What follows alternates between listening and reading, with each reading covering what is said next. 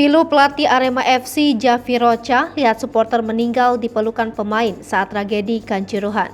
Pelatih Arema FC Javi Rocha menceritakan kisah pilunya saat tragedi Kanjuruhan, melihat supporter meninggal di pelukan pemain. Sebagaimana diberitakan sebelumnya, tragedi Kanjuruhan terjadi seusai laga Arema versus Persebaya Sabtu 1 Oktober 2022.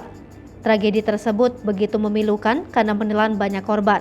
Javi Rocha pun menceritakan bagaimana mencekamnya suasana saat itu, termasuk di ruang ganti pemain.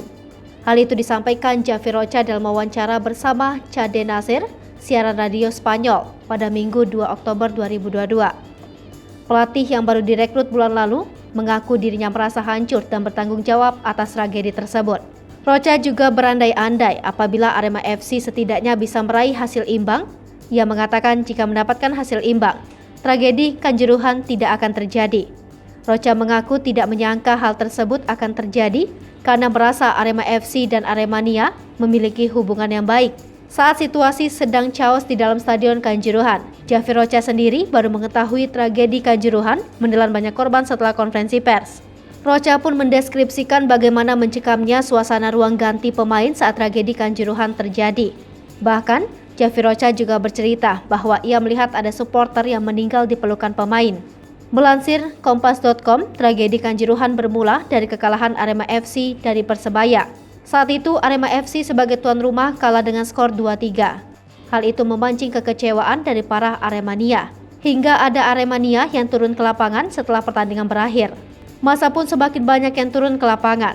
Kemudian polisi menembakkan gas air mata. Asap gas air mata tersebut yang kemudian menyebabkan kepanikan supporter di tribun. Para supporter di tribun penonton berlarian untuk menyelamatkan diri ke salah satu pintu keluar. Akibatnya terjadi penumpukan dan para penonton berdesakan yang menyebabkan hilangnya ratusan jiwa. Terkini, Polri menyebutkan ada total 450 korban. Dari data tersebut, sebanyak 125 korban meninggal dunia. Selain itu juga puluhan orang luka berat dan ratusan luka ringan.